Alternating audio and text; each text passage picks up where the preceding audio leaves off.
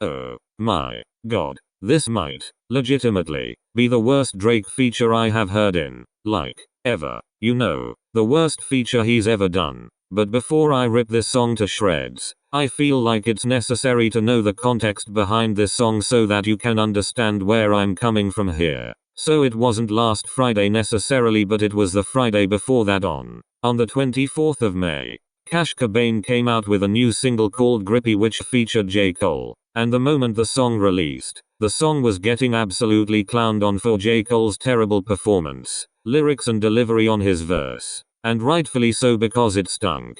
The way he worded everything made it sound even worse. But that's not even the worst part of the song. It's the terrible one-liners he provides throughout his verse. Allow for me to read you some of the worst lyrics my eyes have ever seen. Ahem. She like my kick game. And when you don't kick game. Ah yes. I see that we're rhyming kick game with fucking kick game. This is almost as bad as when Kendrick Lamar rhymed birthday with, you fucking guessed it, birthday. And this was on a feature for a huge song. It was a feature he did for Maroon 5 on Don't Wanna Know. But as a Kendrick fan myself, he should have kept that shit. It gets worse though. I put her front row at the Nick game. Now she in my phone with a nickname. Oh boy, here it comes. It's grippy. It's grippy, as in you were gripping onto those coconuts like a monkey swings through trees, as in a sexual assault charge. Cause this is what the fuck it's looking like to me. What type of fucking nickname is Grippy?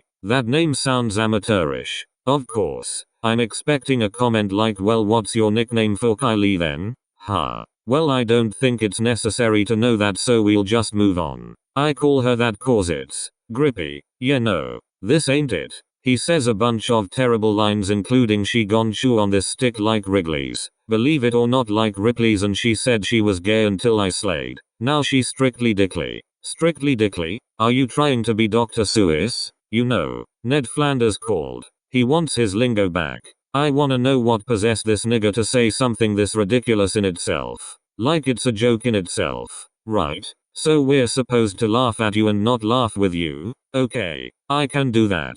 Besides, if your dreads get any longer than they currently are, then you might trip on them shits like Hans Steininger did with his beard. So either make them a shorter length or go back to your buzz cut. Now 6 days after Cash Cobain and J. Cole released that awful song, a gay remix of Family Matters dropped. You know, the song Drake used to call out Kendrick Lamar's height and his family. Well, the gay remix is actually hilarious. Instead of trying to attack Kendrick Lamar, he's trying to fuck him in this song. It makes for a hilarious concept in my opinion. But 5 days after that dropped, we got Wah Gwan Delilah, a song by Canadian social media influencer Snow Day, who intended it to clearly be a joke as it's a parody of Hey There Delilah. And yes, that Hey There Delilah, the song about a man who's over-obsessed about a woman to the point where he practically stalks her. And for no good reason whatsoever, Drake decided to feature on this song. The song starts off with the same premise Hey There Delilah has. This man has a crush on this girl and he's acting where she's at so that he can confess that he's in love with her.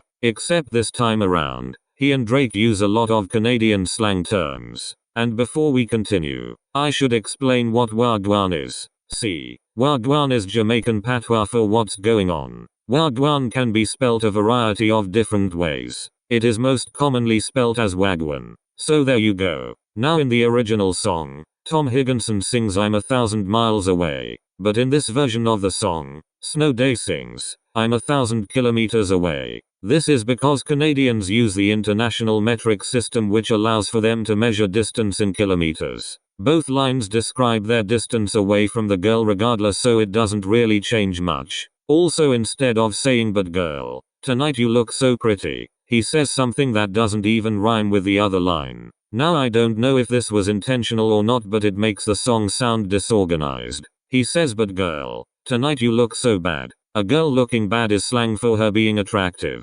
Rappers use this slang all the time to describe their girls, especially YG, who does this very often. He also replaces Times Square with Dundas Square, their equivalent to the Times Square. Outside of those few similarities, the rest of the song takes quite a different turn, which we will see here later. Snow Day continues by saying that it's difficult to visit this girl he's in love with because she's so far away. Then by finishing the transit, He's uttering threats to them in order to get himself a free spot on the bus. Now in Canada, there are a multitude of different transportation methods you could take to get from one destination to another, or what I like to call it, getting from point A to point B, and a car is most commonly used as transportation in Canada. As for American transportation, they most commonly use the automobile. Both also use the metro stations as transportation. Taking the bus there is a convenient way to get from point A to point B. Do I take the bus though? Hell fucking no. I don't want homeless Jimmy breathing down my neck. Also, you know what's crazy? The majority of Marvel fight scenes nowadays take place on buses and trains. So, realistically, if I was put in that location, then my ass would get kicked. I would be donezo. He then continues. He says that, nowadays, people in his area are sending sneak disses towards him. He calls them stupid as they obviously fell for the trap. By dissing him, they set themselves up in a way that will only end their careers. And that is the definition of playing yourself. Rappers do that all the time. Like MGK knew he played himself when he made Rap Devil, a diss that came from a rapper who used to be one of Eminem's biggest fans. That's kind of a bold move there, isn't it, Kels? Anyways, near the end of his first verse, Snow Day talks about doing credit card fraud, a common scam practice Detroit rappers have been known to do. Credit card fraud and wire scams are most often rapped about by Punch Made Dev, a rapper who's very overrated. I mean, his entire brand is just to get himself caught. What good is there in supporting that? You're just supporting criminal activity at that point. You might as well just support someone robbing a bank. Now the card he just so references in these last two lines is a Presto card, Ontario's very own contactless smart card. He also threatens violence to anyone who would even dare get close to him. He threatens them against in the chorus, where he's basically telling them not to act like they about it, as he tells them that he has a loaded gun in his Mike Amory jeans and he'll shoot them with no hesitation if they proceed. We then get to Drake's verse, which, again, why did he do this? After getting his ass beat by Kendrick, did he really think that tapping back into his Canadian roots would help him in this case? I mean, his local Chinese restaurant got vandalized a month ago, and his security guard got shot as well. So they know where he lives, alright. But like, did Drake know that Canada was that dangerous to live in as he came running back to it? Or did he suffer an aneurysm after what Kendrick did to him? This is coming from the same man who said that he gets a ton of love in his city. And that might have been true back in 2016 when Views came out. But especially not now. You wanna know something ironic? The Mustard produced Not Like Us, a song directly calling Drake out as a PDF file, that went #1 in his country. I'm not making that shit up. It shot up to the top of the Canadian charts. And now Kendrick has to live with that decision. I hope he's profiting off that bank he makes every time someone clicks play and starts chanting OVHO like they were in a football stadium. But back to his verse, which is, on his part, embarrassing. He starts the verse off by saying that he's late because there was traffic. Now I don't know if Canadian traffic is any different than the traffic we have in the United States, but if it's as agonizing and frustrating as our traffic is, then there's definitely a reason as to why he would be late.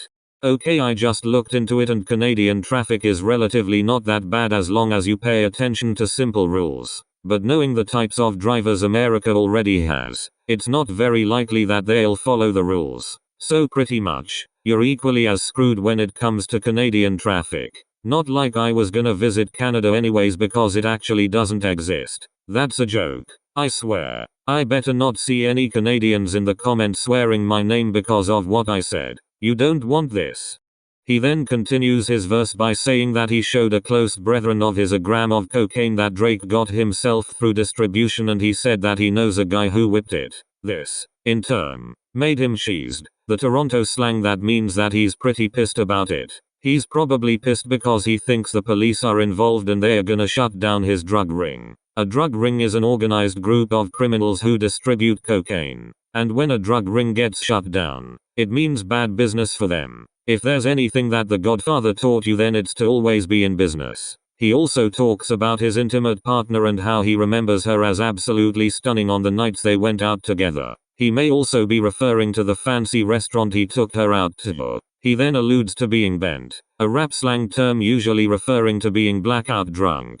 When someone is usually blackout drunk, They have gaps in their memory of moments that happened when they were intoxicated. This is why many people wake up with a hangover having no recollection of the actions they have taken the night prior. A hangover is usually the side effects that occur after a session of being intoxicated. And hangovers are not fun. Let me tell you that. He then says that he likes this girl so much that he would date her twice, showing his commitment to his partner. He also acknowledges a partner of his that wears a shiesty mask, most likely in reference to a gang member who is known for doing crime. This in reference to the neighborhood Drake was raised in where crime rate was at an all-time high. Further talking about the environment, he says how the streets are so smoky, most likely in reference to the mass gun casualties that occurred in his hometown. The smoke he's referring to is the gun smoke that is released by a gun. And because multiple guns are used frequently in his hometown, there tends to be a lot of gun smoke.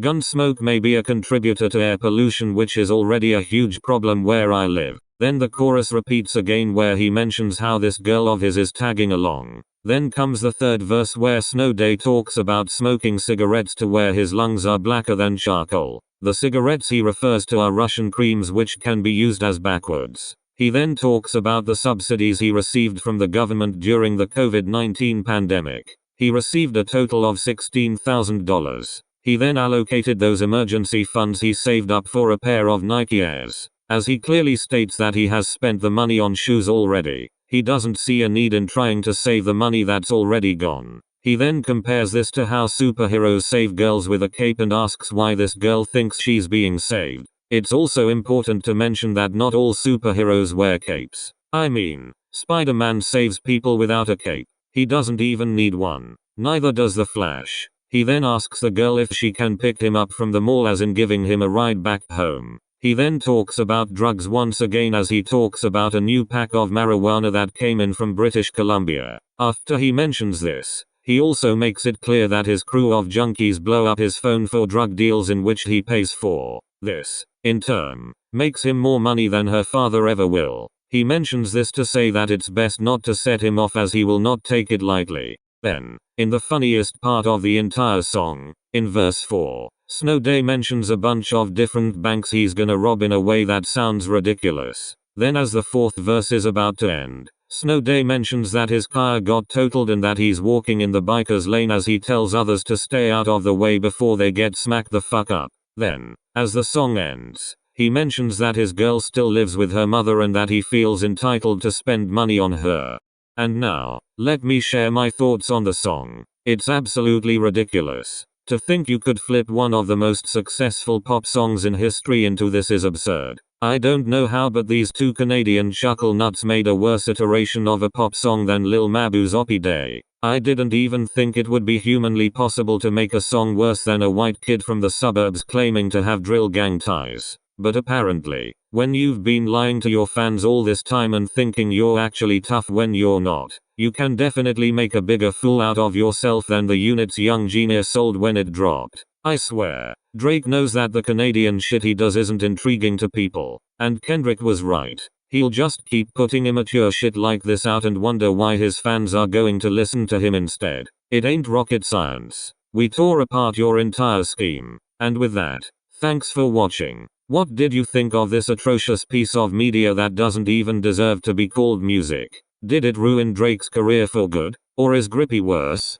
Please let me know. There's no telling what my next video will even be on, so I guess you're gonna have to wait and see. Until next time, I'm gone.